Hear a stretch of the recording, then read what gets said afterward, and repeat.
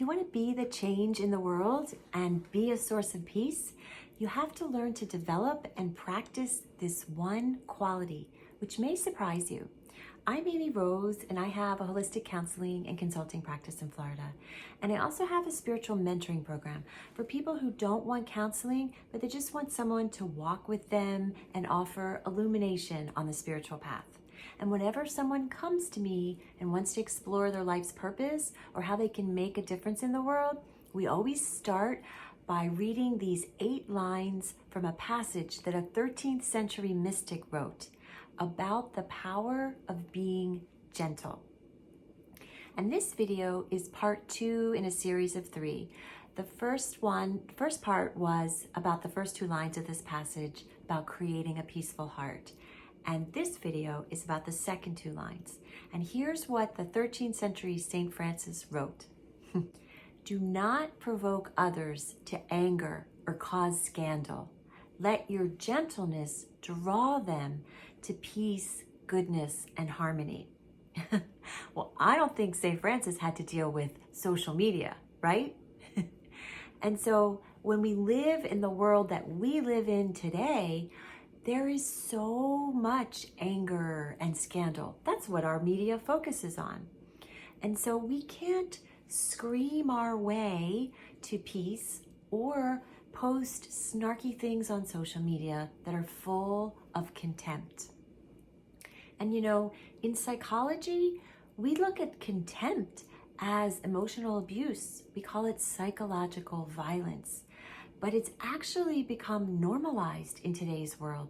We even get rewarded by lots of likes or getting it retweeted when we post something that's really snarky or full of contempt. So you might be thinking, what does somebody from the 1200s know about our stressful world today?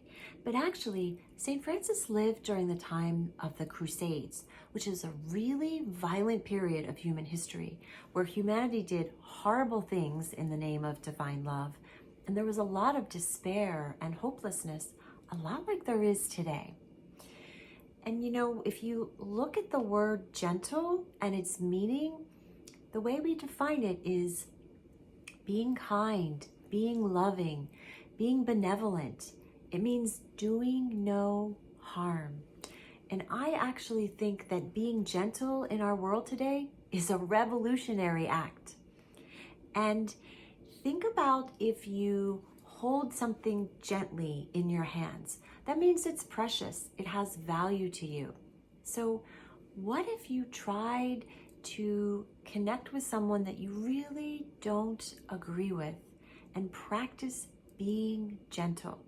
Even if you say no or say, I don't agree with you, see if you could do it in a way that conveys this really reverent respect, as if you are holding something gentle in your hands, which, by the way, you are, because you're holding their heart in your hand.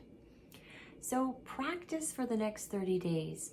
How can I be more gentle? And then what happens when you do that? What stops you or what gets in the way? I'd love to know how this is for you. So please post if you have any experiences after you've tried this. And if you like this video, subscribe to Delight the World. And please remember this. Some days you can give the light, some days you can receive the light, and wherever you are on your journey of being the light, you are always welcome to connect here at Delight the World for hope, healing, and illumination.